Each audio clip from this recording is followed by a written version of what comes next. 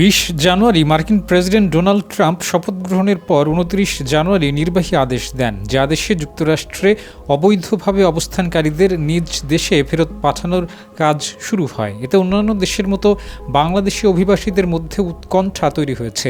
বাংলাদেশিদের ফেরত পাঠানোর তথ্যই প্রথম প্রকাশ পেয়েছে।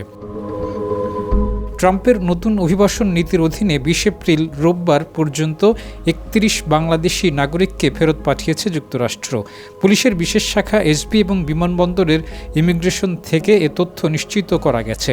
ফেরত আসা বাংলাদেশিদের মধ্যে 30 জন পুরুষ এবং 1 জন নারী। RICL TMX, যুগের পর যুগ স্থাপনা থাকে মজবুত।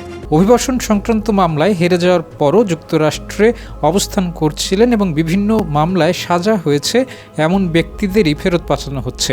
ঢাকায় যাদের পাঠানো হয়েছে তাদের মধ্যে 3 জনকে এসকর্ট বা বিশেষ নিরাপত্তা সহ পৌঁছে দিয়ে গেছেন যুক্তরাষ্ট্রের বিশেষ নিরাপত্তা বিভাগের কর্মীরা। বাকি বাংলাদেশিদের সাধারণ যাত্রীর মতো পাঠানো হয়েছে। সর্বশেষ গত 29 এপ্রিল শনিবার দুপুরে একটি চার্টার্ড ফ্লাইটে ঢাকায় পাঠানো হয় 5 বাংলাদেশিকে।